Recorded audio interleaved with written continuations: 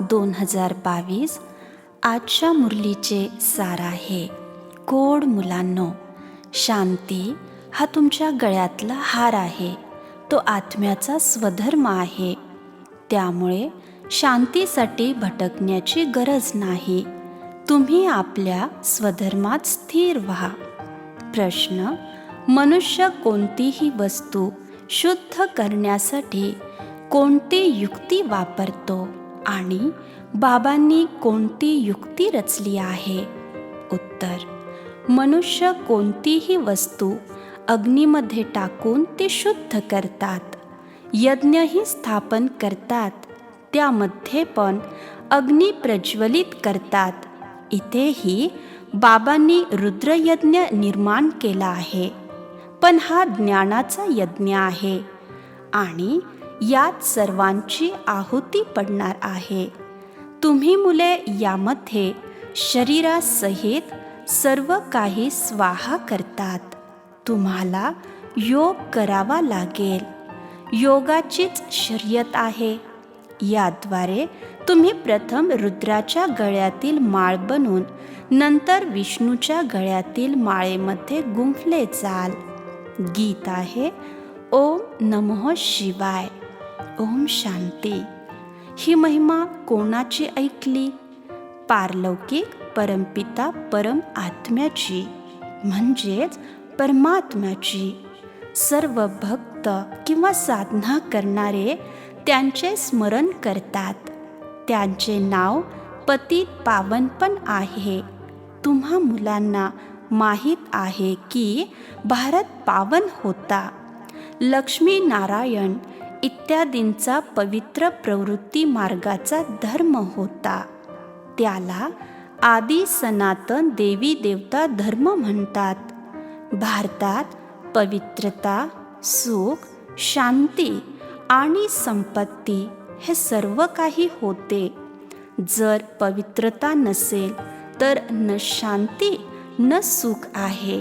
शांततेसाठी भटकत राहतात, जंगलामध्ये भटकत राहतात. कोणालाच शांती नाही, कारण न ते पित्याला ओळखतात, न स्वतःला समजतात की मी आत्मा आहे आणि हे माझे शरीर आहे. याद्वारे कर्म करावे लागते. माझा तर स्वधर्मच शांती आहे. हे शरीराचे अवयव आहेत. आत्म्याला हे पण माहीत नाही की आपण निर्वाणधाम वा परमधामचे निवासी आहोत. या कार्यक्षेत्रावर आपण शरीराचा आधार घेतो आणि आपली भूमिका वठवतो. शांततेचा हार गळ्यात आहे आणि बाहेर धक्के खात राहतात. मनुष्य विचारतात ना, मनशांती कशी मिळेल? मन आणि बुद्धीसोबत आत्मा असतो, हे त्यांना कळत नाही. आत्मे परमपिता परमात्म्याची मुलं आहेत. ते शांतीचे सागर आहेत. आपण त्यांची मुलं आहोत. आता संपूर्ण जगात अशांतता पसरली आहे, नाही का? सगळे म्हणतात शांती हवी आहे. आता सर्व जगाचा स्वामी तर तोच आहे, ज्याला शिवाय नमः म्हणतात. उंच ते उंच परमात्मा शिव कोण आहेत हे कोणत्याही मानवाला माहीत नाही. पूजा पण करतात. काही जण तर स्वतःलाच शिवोहम म्हणतात. अरे, शिव तर एकच पिता आहेत ना. मानवाने स्वतःला शिव म्हणवून घेणे हे तर महापाप झाले ना. फक्त शिवालाच पतित पावन म्हणतात. ब्रह्मा, विष्णू, शंकर किंवा कोणत्याही मानवाला पतित पावन म्हणू शकत नाही. पतित पावन सद्गती दाता तर एकच आहे. मनुष्य मनुष्याला पावन करू शकत नाही, कारण संपूर्ण जगाचा प्रश्न आहे, नाही का? बाबा सांगतात, जेव्हा सुवर्ण काळ होता तेव्हा भारत पावन होता आणि आता अपवित्र आहे. म्हणून जे सर्व विश्वाला पावन करतात त्यांचेच स्मरण करावे लागेल ना. बाकी हे तर आहे अपवित्र जग. जे म्हणतात महान आत्मा, तर येथे कोणी महान नाहीत. पारलौकिक पित्यालाच तर ओळखत नाहीत. शिवजयंती भारतातच गायली जाते, तर पतित लोकांना पावन बनवण्यासाठी नक्कीच भारतात आले असतील. मी संगमयुगात येतो, यालाच कुंभ असे म्हणतात. समुद्र आणि पाण्याच्या नद्यांचा कुंभ नाही. कुंभ तर याला म्हणतात जेव्हा ज्ञानसागर पतित पावन पिता येऊन सर्व आत्म्यांना पावन बनवतात. तुम्हाला हेही माहीत आहे की जेव्हा भारत स्वर्ग होता तेव्हा एकच धर्म होता. सुवर्णयुगात सूर्यवंशीचे राज्य होते. नंतर त्रेतामध्ये चंद्रवंशी होते, ज्यांची महिमा राम राजा राम प्रजा. त्रेतायुगाची इतकी महिमा होती, तर सतयुगाची तर त्यापेक्षाही अधिक असेल ना. भारतच स्वर्ग होता. पवित्र जीव आत्मा होते. बाकी सर्व धर्मांचे आत्मा निर्वाण भूमीत होते. आत्मा काय आहे आणि ईश्वर काय आहे हेही मानवाला माहीत नाही. आत्मा इतका लहान बिंदू आहे. त्यामध्ये 84 जन्माची भूमिका भरलेली आहे. 84 लाख जन्म तर होऊ शकत नाहीत. 84 लाख जन्मामधून कल्पकल्पांतर फिरत राहू असे होऊ शकत नाही. हे आहेच 84 जन्माचे चक्र, आणि तेही सर्वांचे नाही. जे आधी होते ते आता मागे पडले आहेत. परत ते आधी जातील. मागून येणारे सर्व आत्मे निर्वाण भूमीत राहतात. बाबा या सर्व गोष्टी समजावून सांगतात. त्यांनाच वैश्विक सर्वशक्तिवान अधिकारी म्हणतात. बाबा म्हणतात, मी येऊन ब्रह्माद्वारे सर्व वेद, शास्त्र, गीता इत्यादींचे सार समजावून सांगतो. हे सर्व भक्ती मार्गाच्या कर्मकांडाचे ग्रंथ आहेत. मी येऊन यज्ञ कसा केला या गोष्टी शास्त्रात म्हणजे ग्रंथात नाहीत. याचे नाव राजस्व अश्वमेध रुद्र ज्ञानयज्ञ आहे. रुद्र हा शिव आहे. यामध्ये प्रत्येकाने स्वाहा होणे आवश्यक आहे. बाबा म्हणतात, देहासहित सर्व मित्र संबंधींना विसरून जावा. फक्त एका पित्याचे स्मरण करा. मी संन्यासी आहे, उदासी आहे, मी ख्रिश्चन आहे. हे सर्व देहाचे धर्म आहेत. त्यांना विसरून फक्त माझीच आठवण करा. निराकार पिता आले तर नक्कीच शरीरामध्ये येतील ना.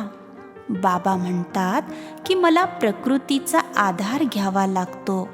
मीच येऊन या शरीराद्वारे नवीन जगाची स्थापना करतो. जुन्या जगाचा विनाश तुमच्या समोर उभा आहे. प्रजापिता ब्रह्माद्वारे स्थापना केली असे देखील गायन केले जाते. सूक्ष्मवतन म्हणजे फरिश्तांचे जग. तेथे हाडामासांचे शरीर नसते. तेथे भूतांसारखे पांढरे शुभ्र सूक्ष्म शरीर असते. ज्याला शरीर मिळत नाही तो आत्मा भटकत राहतो. सावलीसारख्या रूपात शरीर दिसून येते, जे पकडता येत नाही. आता बाबा म्हणतात, मुलांनो, हे लक्षात ठेवा. माझ्या आठवणीद्वारेच तुमचे पाप कर्म नष्ट होतील. खूप काही गेले, थोडं राहिलं, आता बाकी थोडासाच वेळ उरला आहे असंही गायलं जातं.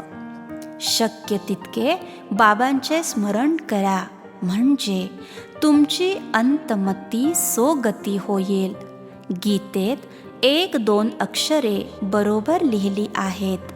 पिठात मिठाप्रमाणे काही अक्षरे बरोबर आहेत.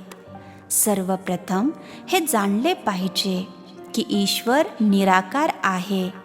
मग तो निराकार ईश्वर बोलतात कसे?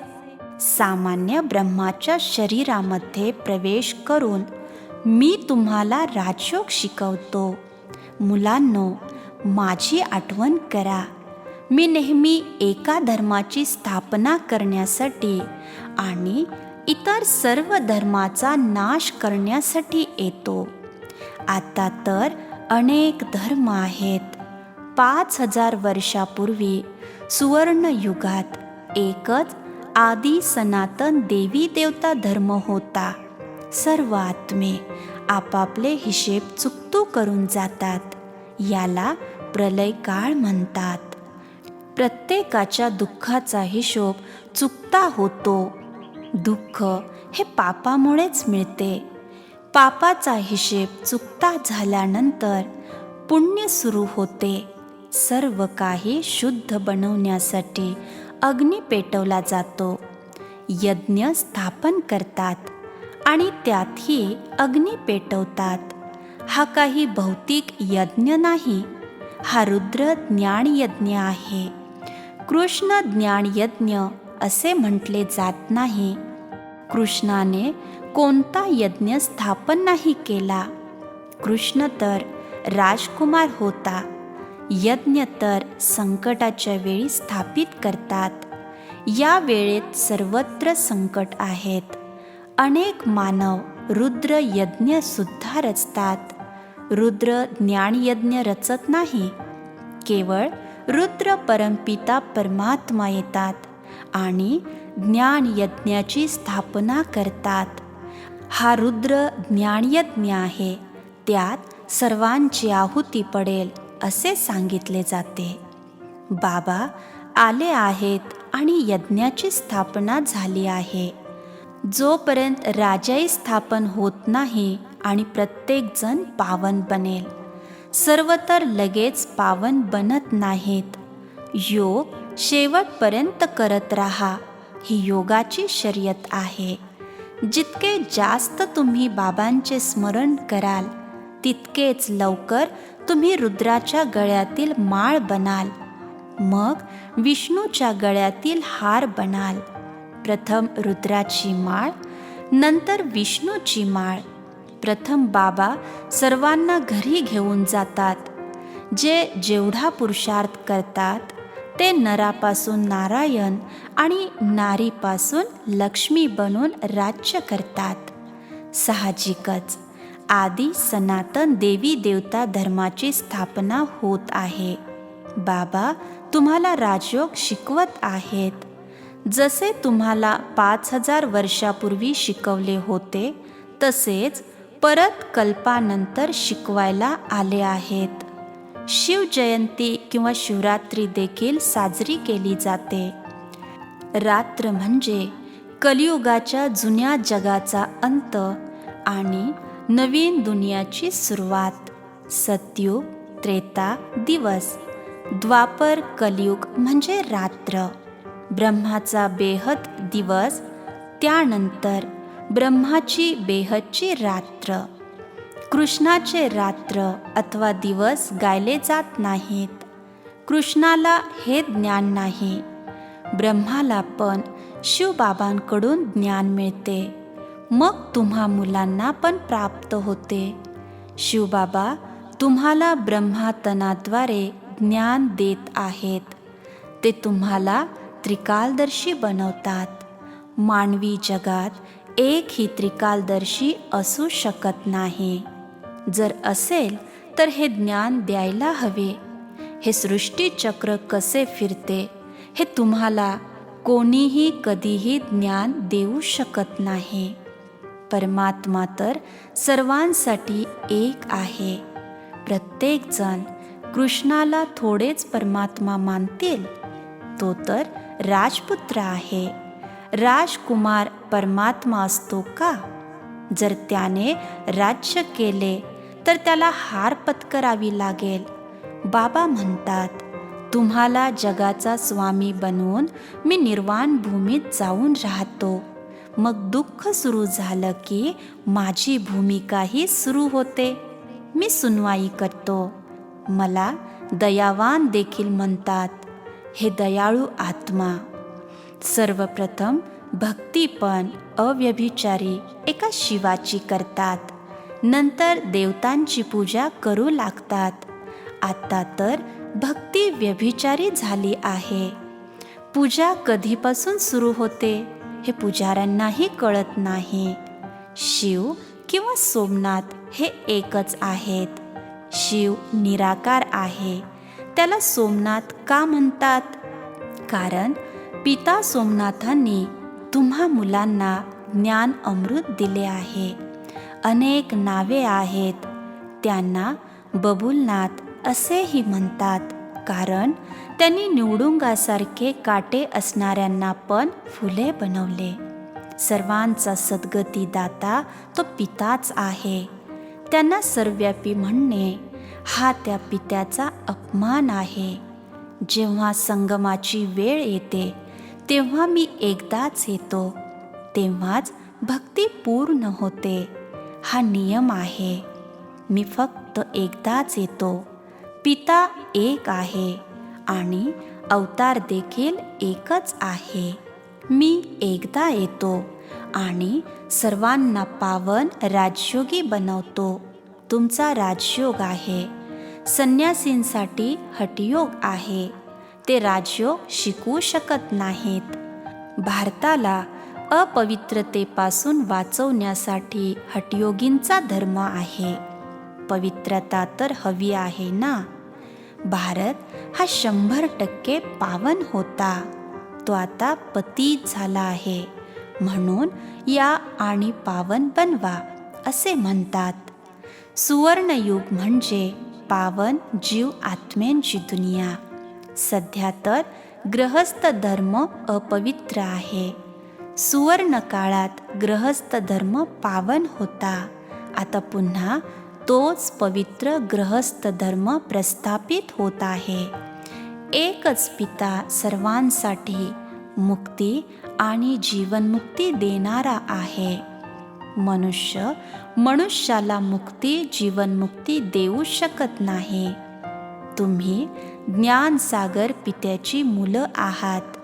तुम्ही ब्राह्मण खऱ्या अर्थाने यात्रा करवतात. बाकी सर्व खोट्या यात्रा आहेत. तुम्ही दुहेरी अहिंसक आहात. तुम्ही कोणतीही हिंसा करत नाही. तुम्ही भांडतही नाही. तुम्ही कोणतीही कामकटारी चालवत नाही. काम विकाराला जिंकण्यासाठी कठोर परिश्रम घ्यावे लागतात. दुर्गुणावर विजय मिळवावा लागतो. तुम्ही ब्रह्माकुमार आणि कुमारी शिवबाबांकडून तुमचा वारसा घेत आहात. तुम्ही आपसात भाऊ बहीण झाले. आपण आता निराकार भगवंताची मुले आहोत आणि आपण आपापसात भाऊ भाऊ आहोत. आणि परत आपण ब्रह्माबाबांची मुलं आहोत. म्हणून आपण नक्कीच निर्विकारी बनायला पाहिजे ना. म्हणजेच आपल्याला जगाचे सार्वभौमत्व बादशाही मिळते. हा अनेक जन्मांच्या अंताचा जन्म आहे. कमळाच्या फुलासारखे पावन बना, तेव्हाच तुम्हाला उच्च पद मिळेल. आता तुम्ही बाबांद्वारे खूप बुद्धिमान बनत आहात. सृष्टीचे ज्ञान तुमच्या बुद्धीत आहे. तुम्ही स्वदर्शन चक्रधारी आहात. स्व आत्म्याला दर्शन होते. म्हणजेच परमपिता परमात्म्याकडून ज्ञान प्राप्त होते. ज्यांना ज्ञान संपन्न म्हणतात ते मनुष्य सृष्टीचे बीजरूप आहेत, चैतन्य आहेत. आता तुम्हाला ज्ञान देण्यासाठी आले आहेत. एकच बीज आहे हे देखील तुम्हाला माहीत आहे. बीजातून झाड कसे निघते हे उलटे झाड आहे. बीज वर आहे. प्रथम एक दैवी वृक्ष उदयास येते. नंतर इस्लामिक बौद्धी वाढतच जाते. तुम्हाला आता हे ज्ञान मिळाले आहे आणि ते कोणीही देऊ शकत नाही. जे काही तुम्ही ऐकता ते तुमच्या बुद्धीत राहते. सुवर्णयुगाच्या सुरुवातीला ग्रंथ नसतात. 5000 वर्षाची कथा किती सोपी आहे. अच्छा, गोड गोड खूप वर्षांनंतर भेटलेल्या मुलांप्रती मात पिता बापदादांची प्रेमपूर्वक आठवण आणि सुप्रभात. आत्मिक पित्यांचा आत्मिक मुलांना नमस्ते.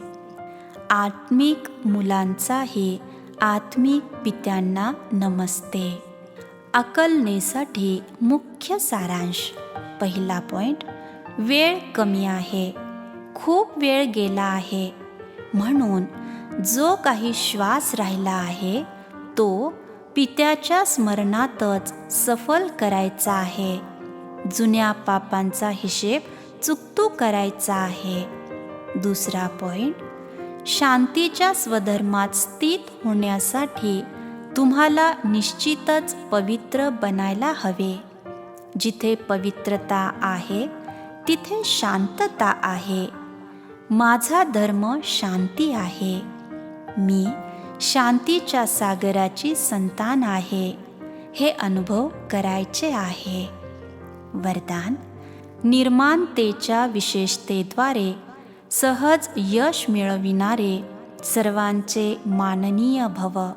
निर्माणतेच्या विशेषतेद्वारे सहज यश मिळविणारे सर्वांचे माननीय भव. सर्वांकडून आदर मिळवण्याचा सोपा मार्ग म्हणजे नम्र बनणे होय. जे आत्मे निर्माणतेच्या विशेषतेद्वारे पुढे जातात त्यांना सहज यश मिळते. नम्र बनणेच स्वमान आहे. नम्र होणे म्हणजे झुकणे नव्हे, तर आपल्या विशेषतेने आणि प्रेमाने सर्वांना आपले करणे होय. वर्तमान वेळेनुसार सर्वकालीन आणि सहज यश मिळविण्याचा मूळ आधारच हा आहे. प्रत्येक कृती, नातेसंबंध आणि संपर्कात जे नम्र बनतात तेच विजयी रत्न बनतात. बोधवाक्य, ज्ञानाची शक्ती आत्मसात करा तर विघ्न आघात करण्याऐवजी पराभव खातील. ओम शांती.